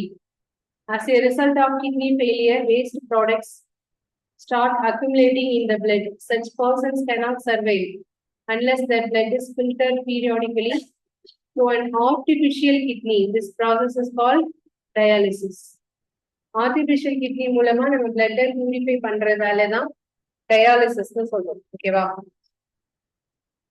So excretory சிஸ்டம்ல இம்பார்ட்டன்டான ஒரு ஆர்கானிசம் அப்படின்னா அது என்னது? கிட்னி. ஓகேவா? அடுத்தது transport of substance in plants. தாவரங்கள் எப்படி இந்த மாதிரி எக்ஸ்கிரேட்டரி சிஸ்டம் வச்சிருக்கு? என்ன மாதிரி வேஸ்ட் எல்லாம் ரிமூவ் பண்ணுது? Plants take water and mineral nutrients from the soil through the roots and transport into the leaves. Plants absorb water and minerals by the roots. The roots have root hair. The root hair increase the surface area of the root and absorption of water and mineral nutrition dissolve in it. Plants have pipe-like vessels to transport water and nutrients from the soil. The vessels are made up of special cells forming the vascular tissue. Vascular டிஷ்யூன்னு ஒண்ணு கேள்விப்பட்டிருக்கீங்களா? நம்மளோட plant வந்து தண்ணி எது மூலமா எடுத்துக்குது? வேர் மூலமா எடுத்துக்குது. வேர் மூலமா தண்ணி மட்டும்தான் எடுத்துக்குதா இல்ல வேற எது எடுத்துக்குதா? மினரல்ஸ், சாயில்ஸ்ல கலந்துருக்கிற மினரல்ஸையும் எடுத்துக்கும். ஏன்னா அந்த தண்ணியில எதுவும் மிக்ஸ் ஆகிதான் இருக்கும், மினரல்ஸும் மிக்ஸ் ஆகிதான் இருக்கும். அதுல பெஸ்ட் ஒரு மினரல் எக்ஸாம்பிள் சொல்லுங்க. சாயில், மண்ணுல கரைஞ்சிருக்கிற ஒரு மினரல்ல தண்ணியிலையும் கரைஞ்சிருக்கும், அது என்னது? பாக்டீரியாஸ் அதை மாத்திடும், தண்ணியில கரைச்சு மாத்தும். அது என்ன minerals? Nitrogen. Very good. Nitrogen வந்து வேர்கள் வந்து தண்ணி மட்டும் இல்ல, அதுல இருக்கிற நைட்ரஜனையும் சேர்த்துதான் எடுத்துக்கும், சரியா? சோ அப்படி எடுத்துக்கும் போது அது வேறு வழியா எடுத்துக்குது. ஆனா ஒரு மரத்துக்கு உச்சியில இருக்கிற ஒரு பிளான்ட்டுக்கு தேவைப்படுதுன்னு வச்சுக்கோங்க. ஒரு மரத்துல உச்சி பகுதியில இருக்கிற ஒரு இலைக்கு அந்த நைட்ரஜன் தேவைப்படுது. அப்ப எதுக்கு அது எப்படி கொண்டு போகும்? அதுதான் வாஸ்குலர் டிஷ்யூ. ஓகேவா? அதாவது ரெண்டு டைப் ஆஃப் வாஸ்குலர் டிஷ்யூ இருக்கு. ஒன்னு சைலம், இன்னொன்னு ஃப்ளோயம். சைலம் ஃப்ளோயம் படிச்சிருக்கோமா ஸ்கூல் டேஸ்ல, ஞாபகம் இருக்கா? இதுல சைலம் வந்து எதை டிரான்ஸ்போர்ட் பண்ணும்? Water and minerals. ஓகேவா? தண்ணீரையும் கனிமத்தையும் கடத்தும். ஆனா ஃப்ளோயம் வந்து எதை டிரான்ஸ்போர்ட் பண்ணும்னா ஃபுட்டு, உணவு. ஓகேவா? சோ அதுதான் இதுல சொல்லியிருப்பாங்க. The vascular tissue for the transport of water and nutrients in plant called, இதுக்கு பேர் என்ன? Xylem. ஓகேயா? Xylem forms a continuous network of channels. Xylem பாக்குறதுக்கு எப்படி இருக்கும்னா, ஒரு டிஷ்யூ இப்படி இருந்துச்சுன்னா அது மேல அடுக்கி அடுக்கி வச்ச மாதிரி இருக்கும், அல்லது பெரிய டியூப் மாதிரியான ஷேப்ல இருக்கும். அப்ப இந்த மாதிரி ஷேப் வழியா அது தண்ணியை வந்து மேல கொண்டு போகுது. இதோடைய ஆக்ஷன் இந்த மாதிரி கொண்டு போறதுக்கான இதை என்ன சொல்லுவோம்னா கேபிலரி ஆக்ஷன் சொல்லுவோம், நுண்துளை ஏற்றம். ஓகேயா? Xylem forms continuous network of channels that connect the roots to the leaves and the stem and the branches and the transport of water entire plant. ஒரு சின்ன தண்ணி கொண்டு போற வாட்டர் சிஸ்டம் மாதிரி சைலம். ஓகேவா? எங்கெல்லாம் தண்ணி அதுக்கு தேவையோ அங்கெல்லாம் சைட்ல வந்து நெட்வொர்க் ஃபார்ம் பண்ணும், ஒரு சேனல் மாதிரி. ஒரு என்னென்ன டியூப் வேணுமோ அந்த இடத்துல எல்லாம் அது ஃபார்ம் பண்ணி தண்ணியை எங்கெல்லாம் தேவையோ அதுக்கு கொண்டு போகும். And the food has transported to all parts of the plant. This is done by vascular tissue called phloem. Phloem வந்து எதை மட்டும்தான் டிரான்ஸ்போர்ட் பண்ணும்? ஃபுட். ஓகேவா? அப்போ டிரான்ஸ்போர்டேஷன் இன் அனிமல், சரி, பிளான்ட்ஸ்னு சொன்னா அது என்னது? வாஸ்குலர் டிஷ்யூ மூலமா. அது என்னென்ன டிஷ்யூ? Xylem and phloem. ஓகேவா? அடுத்த point transpiration.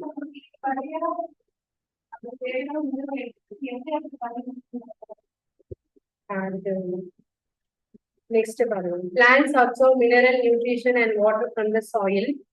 Not all the water absorbed is replaced by the plant. The water evaporates through the stomata present in the surface of the leaves by the process of transpiration. The evaporation of water from the leaves generates a suction pull which can pull water to great heights in tall trees. Transportation also cools the plant. அதாவது இது நீராவி போக்குன்னு சொல்லுவாங்க. அது evaporate ஆகும்போது அதுக்கு தேவையில்லாததும் அதுல evaporate ஆயிடும். அதாவது நான் ஆல்ரெடி இந்த பாயிண்ட்லாம் சொல்லியிருக்கேன். லீவ்ஸ்ல வந்து பாத்தீங்கன்னா இலைகள்ல வந்து சின்ன சின்ன ஹோல்ஸ் மாதிரி இருக்கும். அந்த ஹோல்ஸ் வழியாதான் வேர்கள் வந்து எங்க தண்ணி கிடைச்சாலும் அது மாதிரி அப்சர்வ் பண்ணிட்டே இருக்கும். ஆனா ஒரு பிளான்ட்டுக்கு வந்து பர்டிகுலர் அளவு தான் தண்ணி தேவைப்படும். அதிகமான அளவு தண்ணி இருந்துச்சுன்னா அது என்ன செய்ய ட்ரை பண்ணும்? எவாபரேட் ஆகும், நீராவி போக்கு. ஓகேவா? அதாவது ஆவியாக்கும். அது எது மூலமா தான் நடைபெறும்? இந்த லீவ்ஸ்ல இருக்கிற ஹோல்ஸ் வழியா. இந்த ஹோல்ஸ் வழியா தேவையில்லாத தண்ணியை அது எவாபரேட் பண்ணிடும். ஓகேவா?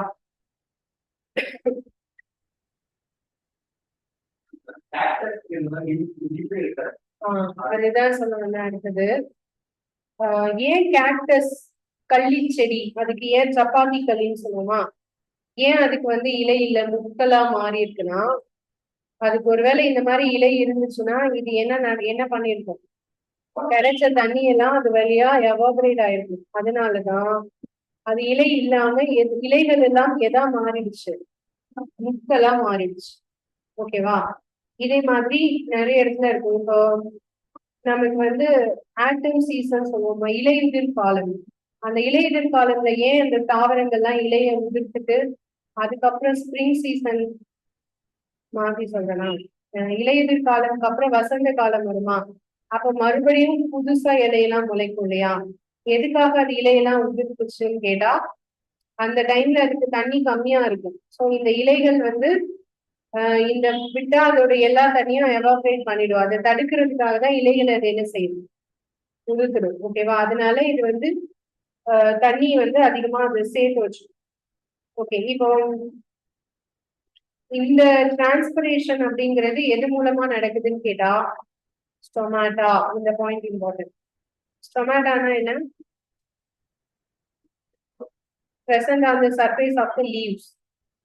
இலைகளோட மேல சர்ஃபேஸ்ல இருக்கக்கூடிய சின்ன சின்ன ஹோல், அதுக்கு பேரு தான் என்னது, ஸ்டொமாட்டா. இலை துளைகள் தமிழ்ல. ஓகேவா?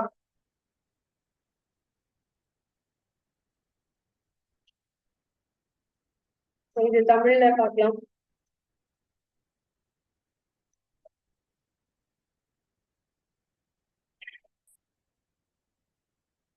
பிற பொருட்களை தன்னுடன் எடுத்து செல்கிற ரத்தத்தை கொண்டு செல்ல ஒரு அடிக்ளாய் போல், அதாவது பம்ப் செயல்படும் உறுப்பு தான் இதயம்.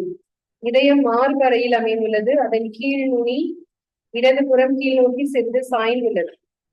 இதயம் வந்து 4 அறைகளை கொண்டது. மேற்புற அறைகள் ஆர்டிக்கிள்கள் அல்லது கீழ்ப்புற அறைகள் கீழறைகள் வென்ட்ரிக்கிள்கள் என்றும் அழைக்கப்படும்.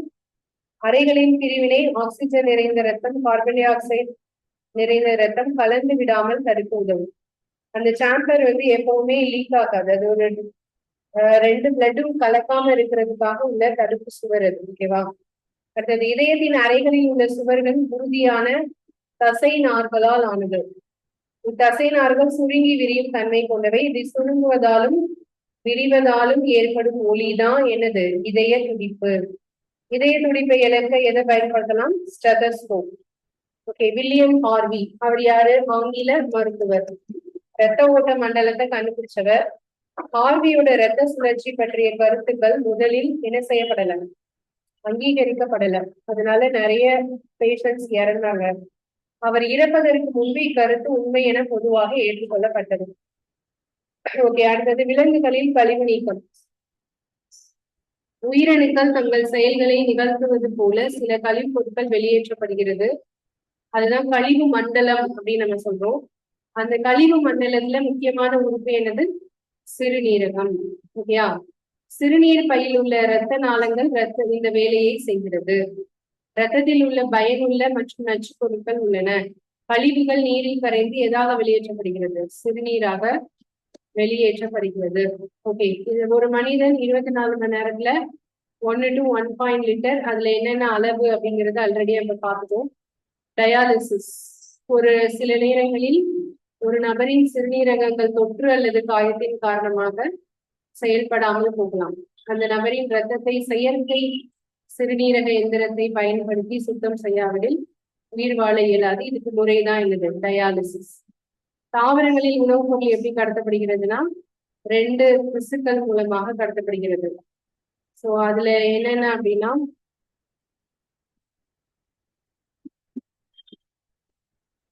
சைலம். சைலம் வந்து நீர் கடத்தும் திசு. கீழே கொடுத்துருவாங்க. ஃபர்ஸ்ட் வந்து உணவு கடத்தும் திசு. ஒளிச்சேர்க்கையால உணவு தயாரிக்கிறது, அது கடத்துவது புளோயம். இது உணவு கடத்தும் திசு. நீர் அனைத்து பகுதிகளுக்கும் கொண்டு செல்வது சைலம் திசு. இது நீர் கடத்தும். இது ரெண்டையும் சேர்த்து என்னன்னு சொல்லுவோம்? வாஸ்குலார் திசுக்கள். ஓகேவா? அடுத்தது தாவரங்கள் இந்த நீராவி ஆகிறது அப்படிங்கிறது தான் இதுல சொல்லியிருப்பாங்க. நீராவி எதன் மூலம் நடைபெறுகிறதுனா ஸ்டொமாட்டா. ஆல்ரெடி அது சொல்லிட்டேன், அந்த பாயிண்ட் இதுல இல்ல, நோட் பண்ணிக்கோங்க தமிழ்ல படிக்கிறவங்க. ஸ்டொமாட்டா அப்படிங்கிறது தான் நீராவி போக்குக்கான காரணம். இலை துளைகள்னு இங்க இருக்கும், அதுக்கு இங்கிலீஷ்லயும் தெரியணும். இலை துளைகளுக்கு பேரு தான் ஸ்டொமாட்டா.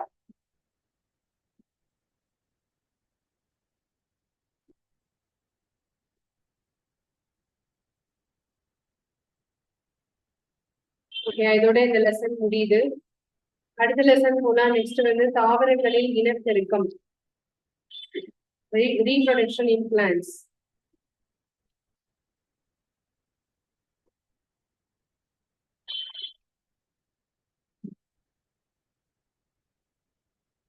உங்க வீட்டுல ஒரு மாமரம் வைக்கணும்னு நினைக்கிறீங்க, என்ன பண்ணுவீங்க? உங்க வீட்டுல ஒரு மாமரம் வளர்க்கணும்னு நினைக்கிறீங்க, சோ அதுக்கு என்ன பண்ணுவீங்க?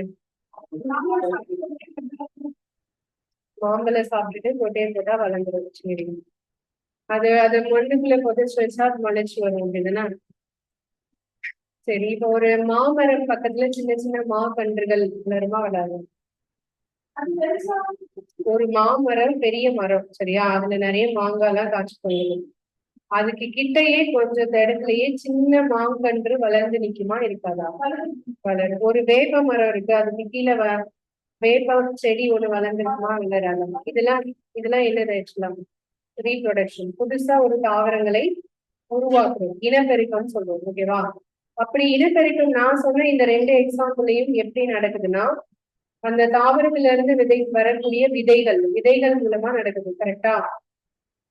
இப்போ விதை இல்லாம கூட இனப்பெருக்கம் நடக்க முடியுமா அப்படின்னு கேட்டா சில பிளான்ஸ்ல அந்த மாதிரி நடக்கும். விதை உருவாக்கணும்னா முதல்ல எது தேவை? ஒரு தாவரத்துல விதை தானாவே வந்துருமா? வராது. ஃபர்ஸ்ட் பூ இருக்கு, பூல இருந்து அது எதா மாறும்? காயா மாறும். காயில இருந்து கனியா மாறும். கனியில இருந்துதான் விதை வரும். கரெக்டா? அப்ப அந்த பூக்கள்ல வந்து எப்படி அது பூல இருந்து காயா மாறுது? அப்படி மாறணும்னா அதுக்கு என்ன தேவை? ஒரு பூ அப்படியே விட்டா அது காயா மாறிடுமா? அதுல என்ன நடக்கும்னா போலினேஷன், அதாவது மகரந்த சேர்க்கைன்னு ஒரு நடக்கும். அது நடக்கிறதுக்கு எது தேவை? வண்டு அல்லது வண்ணத்து பூச்சி, இந்த மாதிரி பூச்சிகள் தேவை, பறவைகள். ஓகேவா? அந்த பறவைகள் வந்து பூக்கள்ல இருக்கிறத தேனீக்கள்லாம் தேனை எடுத்து போகுமா?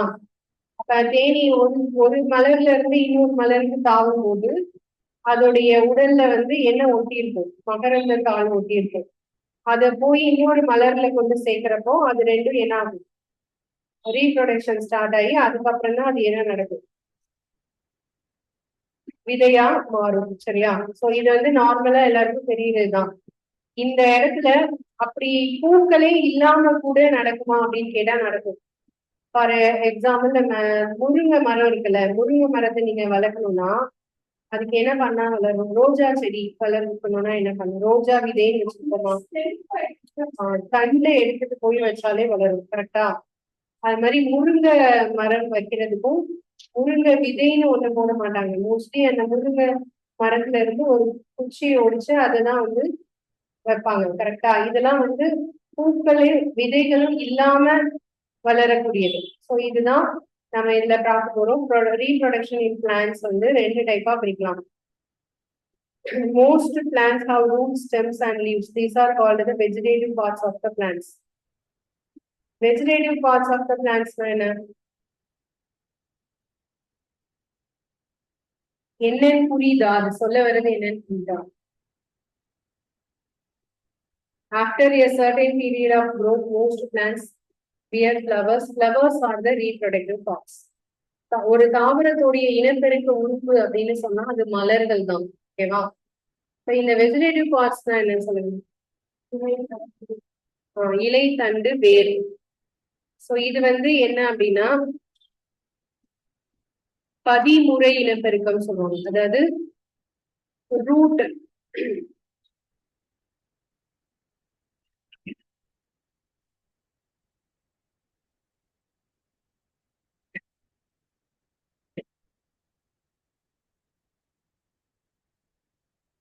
வெஜிடேட்டிவ் பார்ட்ஸ் அப்படின்னு சொல்றது பாலிலா இனப்பெருக்க உறுப்புகள்.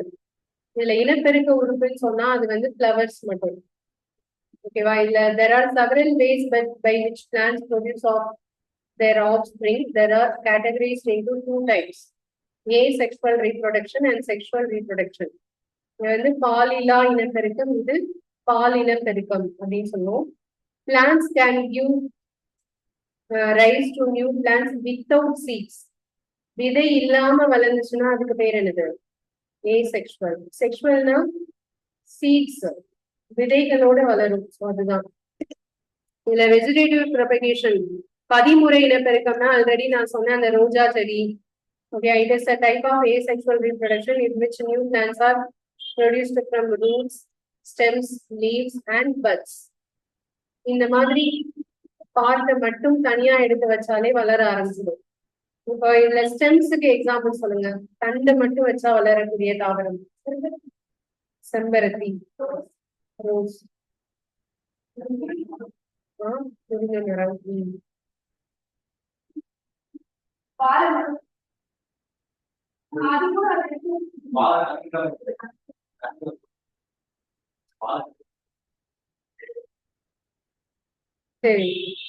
Reproduction is through the vegetative parts of the plant. It is through this vegetative propagation. பாலிலா இனப்பெருக்க முறை அல்லது பதிமுறை இனப்பெருக்க முறை. இப்ப இன்னொன்னு பொட்டேட்டோ இருக்குல்ல, அது வந்து தண்டா வேரா? உருளைக்கிழங்கு வந்து தண்டா வேரா? ஸ்டெம்மா ரூட்டா? உருளைக்கிழங்கு ஸ்டெம், ஆல்ரெடி சொல்லியிருக்கேன். உருளைக்கிழங்கு, இஞ்சி, மஞ்சள் இதெல்லாம் வந்து என்னது? ஸ்டெம். அது மண்ணுக்கு அடியில இருந்தாலும் அது தண்டு தான், சரியா? ஆனா ரூட்டுக்கு எக்ஸாம்பிள் சொல்லணும்னா இந்த முள்ளங்கி, பீட்ரூட்டு, கேரட்டு இதெல்லாம் வந்து வேர்கள், சரியா? Sweet potato and dahlia. Dahlia R examples. எதுக்கு எக்ஸாம்பிள்ஸ்னா ரூட்ஸ் ஆஃப் சம் பிளான்ஸ். ஆக்சுவலா இது ரூட் கிடையாது, அண்ட் ரூட் மாதிரி இருக்கிறதுனால சொல்லியிருக்காங்க. எக்ஸாக்டா சொல்லணும்னா அது வந்து ஸ்டெம், ஓகேவா? Plants such as cacti produce new plants when their pods get detached from the main plant body. Each detached pod can grow into new plants. அதாவது cactus இருக்கு இல்லையா, கள்ளி செடி பார்த்திருக்கீங்களா? இந்த மாதிரி கள்ளி செடியில ஒரு சின்ன பார்ட் மட்டும் என்ன செய்யணும்னா, இந்த மாதிரி சின்ன பார்ட் இருக்குன்னா இது மட்டும் தனியா மண்ணுல இப்படி விழுந்துடும். ஸோ அப்படி விழுந்தது மறுபடியும் என்ன செய்யும்? பெரிய செடியா வளர ஆரம்பிக்கும், சரியா? இதுக்கு பேரு துண்டாதல் முறை அப்படின்னு பேரு, detached part. So plants produced by vegetative propagation take less time to grow. அது வளர்றதுக்கு கம்மியான டைம் தான் தேவைப்படும். And bear flowers and fruits earlier than those produced from seeds.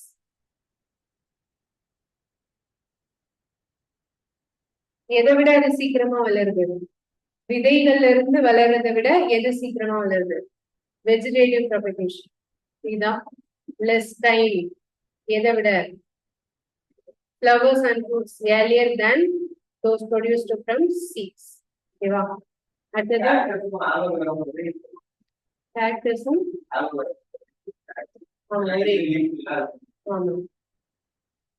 ஆனா ஆலோவேரா வந்து அந்த கிளைமேட் தான் வளரணும், இல்லை எந்த கிளைமேட்ல வேணா வளரும். அடுத்தது பட்டிங், அதாவது மொட்டாதல்னு சொல்லுவோம். இதுக்கு பேர் என்னன்னா the small bulb-like projection coming out from the yeast cell. yeast cell இதுக்கு ஒரு எக்ஸாம்பிள் சொல்லலாம். yeast வந்து எப்படி நிறைய அப்படியே பல்கி பெருகுதுன்னு சொல்லுவோம். மற்ற ரொட்டி தயாரிக்கிறதுக்கு ஈஸ்ட் போடுவாங்க, பாத்துருக்கீங்களா? ஈஸ்ட் நீங்க தண்ணியில கொஞ்சம் நேரம் வச்சிருந்தீங்கன்னா ஆட்டோமேட்டிக்காவே அது என்ன ஆயிடும்? அதிகமா வரும். ஈஸ்ட் யாரெல்லாம் யூஸ் பண்ணிருக்கீங்க? சமையல்ல யூஸ் பண்ணிருக்கீங்களா? அது வந்து தண்ணியில கொஞ்ச நேரம் நம்ம வந்து வச்சிருக்கோம்னா அப்படியே ஃபுல்லா நிறைய வந்துடும், ஓகேவா? அது நீங்க மாவுல சேர்க்கும் போது நம்ம வச்ச மாவோட அளவை விட எடுத்து பாக்குறப்ப எப்படி இருக்கும்? நிறைய பபிள்ஸ் எல்லாம் ஃபார்ம் ஆகி இருக்கும், ஓகேவா? சோ இந்த ஈஸ்ட் எப்படி டபுள் ஆகுது அப்படின்னா அந்த மெத்தட் பேரு budding. The bud generally grows, gets and detached from the parent cell and forms a new yeast cell. The new yeast cell grows, mature and produces more yeast cells. The large number of yeast cells produced in short time. இதுல நமக்கான important point, இந்த east cells வந்து அதிகமா produce ஆகுறதுக்கு என்ன method படின்னு கேட்டா என்ன சொல்லணும்? பட்டிங், ஓகேவா? அடுத்தது பிராக்மெண்டேஷன். பிராக்மெண்டேஷன்னா என்ன? இதெல்லாம் நம்ம எதை பத்தி பார்த்துட்டு இருக்கோம்? பிளான்ட்ஸோட இனப்பெருக்கம், ரீப்ரொடக்ஷன். ஓகேவா? இது என்னன்னு பார்க்கலாம். Slimy green patches of in ponds or in other stagnant water bodies. These are the algae. Algae பத்தி ஆல்ரெடி படிச்சிருக்கோமா? algae பிளான்டா இல்லையா? பிளான்ட் தானே. ஏதாவது ஒரு algae பேர் சொல்லுங்க. படிச்ச ஆல்காவோட பேர் சொல்லுங்க.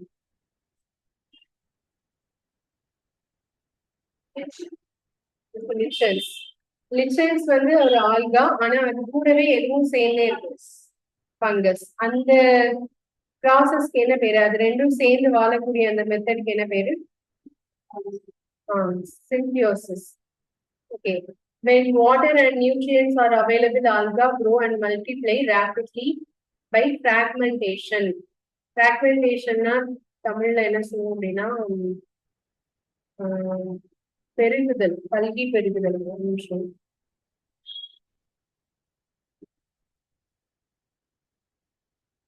பட்டிங்னா அரும்புதல். ஓகேவா?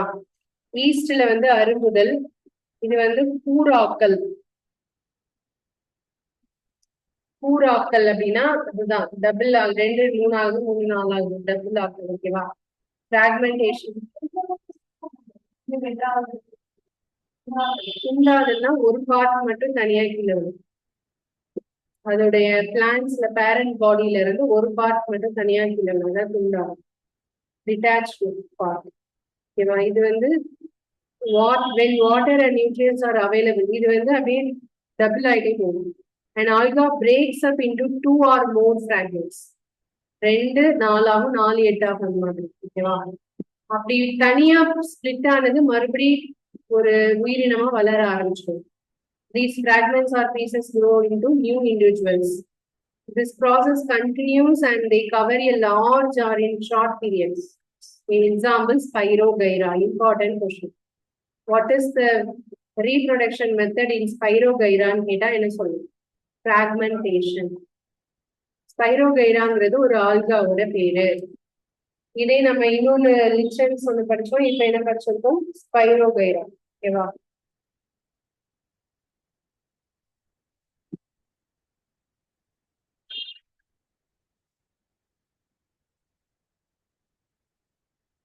அடுத்தது ஸ்போர் ஃபார்மேஷன், ஸ்போர்கள் உருவாதல்.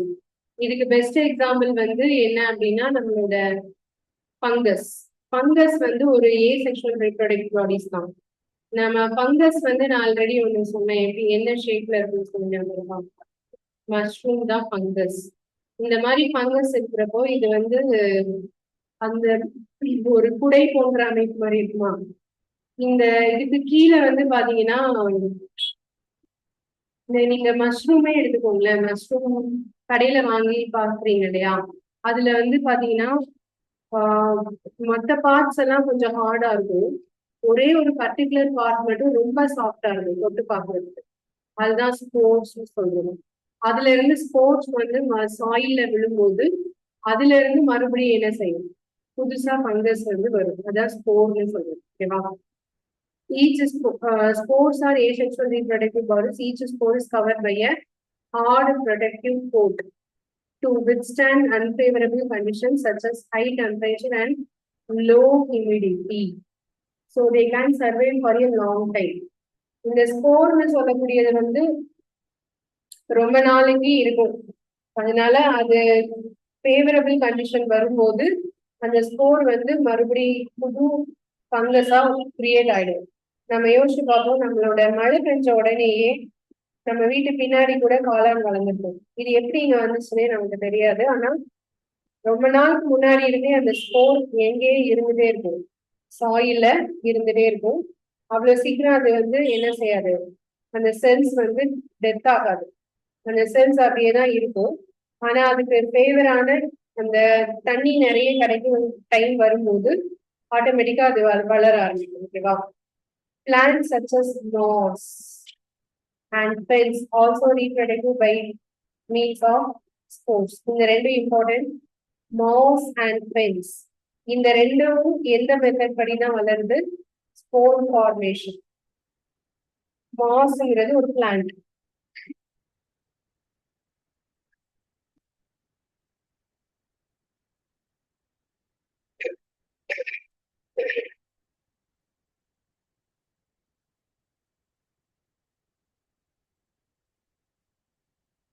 இது தமிழ்ல பார்க்கலாம்.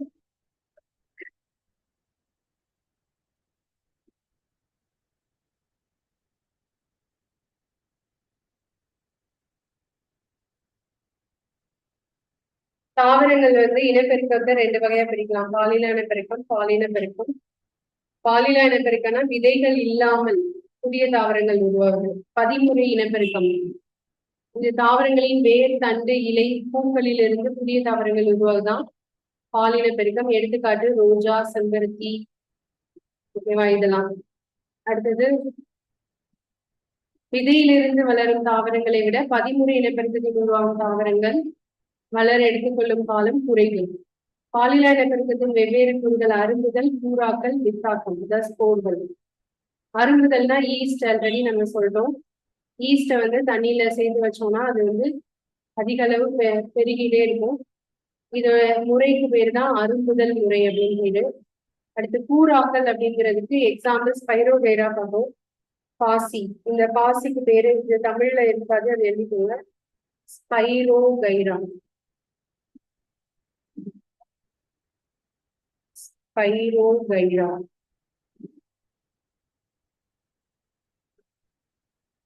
அடுத்தது ஸ்போர்கள் மூலம் நடக்கக்கூடியது வந்து என்னதுலாம் அப்படின்னா பூஞ்சைகள். பூஞ்சைகள் வந்து ஸ்போர்கள் மூலம் நடக்கும். இதுல பாசி மற்றும் பரணி, தமிழ்ல வந்து மாஸ் அண்ட் பென்ஸ்னு சொல்லுவோமா, அது வந்து பாசி மற்றும் பரணி, இந்த ரெண்டும் வந்து வித்தாக்கம், ஸ்போர்கள் மூலமா இனப்பெருக்கம் செய்யக்கூடியது. ஓகே, அடுத்தது பால் இனப்பெருக்கம், அதாவது செக்ஷுவல் ரீப்ரொடக்ஷன். இதுல வந்து ஆல்ரெடி சொன்ன மாதிரி ஃபிளவர்ஸ் தான் இம்பார்ட்டன்ட் பாயிண்ட். அது நடக்கணும்னா பாலினேஷன், மகரந்த சேர்க்கை நடக்கணும். இதுல வந்து first male reproductive part and female reproductive பார்ட்னா என்னன்னு முதல்ல தெரிஞ்சுக்கோங்க. ஸ்டேமன்ஸ் அப்படின்னா மகரந்த தாள், ஓகேயா. Male reproductive part and pistil. பிஸ்டில்னா அது என்னது, ஃபீமேல் ரீப்ரொடக்டிவ் பார்ட். ஸோ இதை வந்து தமிழ்ல என்ன சொல்லுவோம் அப்படின்னா மகரந்த கேசம், பூவின் ஆண் இனப்பெருக்க பகுதி, பெண் இனப்பெருக்க பகுதி, சூலகம். இது செம்பருத்தி பூ பார்த்திருக்கீங்களா? அது உள்ள ஆபரேஷன் எல்லாம் பண்ணி பார்த்திருக்கீங்களா? இல்லையா? ஸ்கூல் டேஸ்ல பண்ணிருப்போம்ல, கண்டிப்பா பிராக்டிகலுக்கு உள்ள ஓபன் பண்ணி பண்ணிருப்போம் இல்லையா? அந்த செம்பருத்தி பூவுடைய இதழ்கள் வந்து வெளியே இருக்கும். அந்த இதழ்கள் வெளியே இருக்கிறதுக்கு நடுவுல வந்து எப்படி இருக்கும், ஒரு பெரிய லென்த்தா ஒரு இது மாதிரி போகுமா, அந்த இதுல வந்து சென்டர்ல இப்படி இருக்கும். உள்ள வந்து பாத்தீங்கன்னா இதுல எப்படி இருக்கும், இதுதான், ஓகேவா.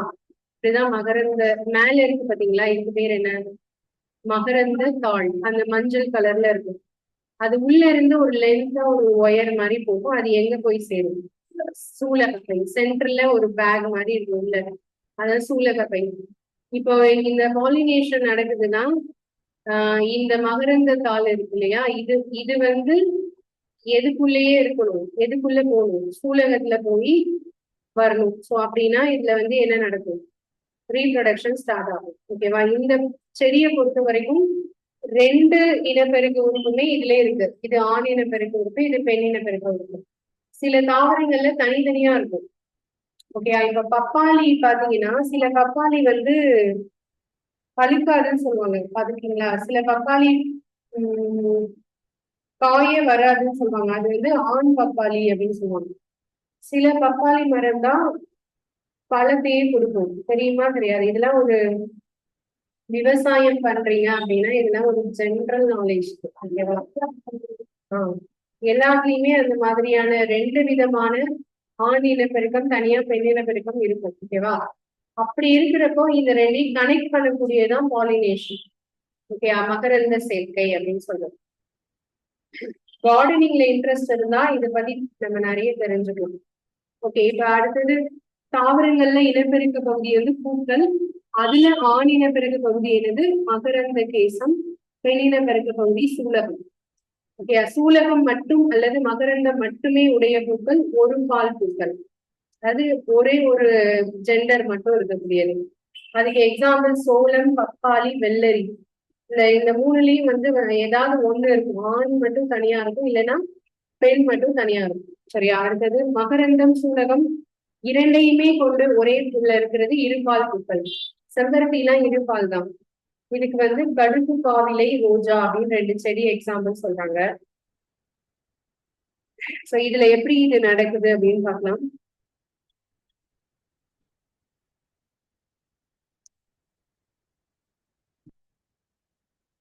ஒரே ஒரு ஜெண்டர் மட்டும் இருக்கிறத தமிழ்ல என்ன சொல்லுவோம் அப்படின்னா யூனிசெக்சுவல். ஓகேயா?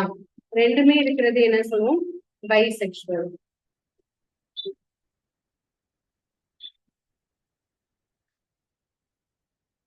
சரி, இதுக்கப்புறம் இந்த பாலினேஷன், அந்த இதெல்லாம் ஸ்பெஷலைசேஷன் இதெல்லாம் வந்து அடுத்த கிளாஸ்ல சொல்லுவோம். இதை வரும்போது ரீட் பண்ணிடுவாங்க. அதுல என்ன இருக்குங்கிறத ஒரு தடவை ரீட் பண்ணுவாங்க நெக்ஸ்ட் கிளாஸ்ல வந்து. லாஸ்ட் எக்ஸாம்ல இந்த லெசன்ல இருந்து தான் கொஸ்டின் கேட்டிருந்தாங்க. இல்ல என்டிபிசி யாராவது எழுதினவங்க இருந்தீங்கன்னா இந்த லெசன்ல இருந்து கொஸ்டின் வந்துதான் செக் பண்ணிக்கணும். ஓகே.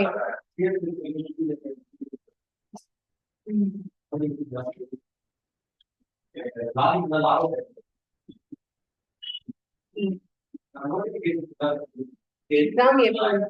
சிஜிஎல் வந்து எக்ஸாம் ஆகஸ்ட் 15 கிட்ட வரும். சரியா? சிஹெச்எஸ்எல் வந்து செப்டம்பர்ல தான் எக்ஸாம் வரும். அண்ட் இன்னொன்னு தெரியுமா எல்லாருக்கும்? அடுத்த என்டிபிசி கால்ஃபர் பண்ண போறாங்க. வேகன்சி ஹையா போட போறாங்க. இந்த போன தடவை விட இந்த தடவை வேகன்சி ஹையா போட போறாங்க. ஓகேவா? அதனால என்டிபிசி போன தடவை அப்ளை பண்ணாதவங்க எல்லாம் இதுல அப்ளை பண்ணுங்க. எக்ஸாமே நடக்குதுல்ல. குரூப் பி எப்ப வரும்னு கேக்குறீங்களா? எக்ஸாம் தானே கேக்குறீங்க. எக்ஸாம் வந்து உங்களுக்கு டைம் ஆகும்பா. குரூப் பி வந்து ஒரு 2-3 months ஆகும். Okay, thank you.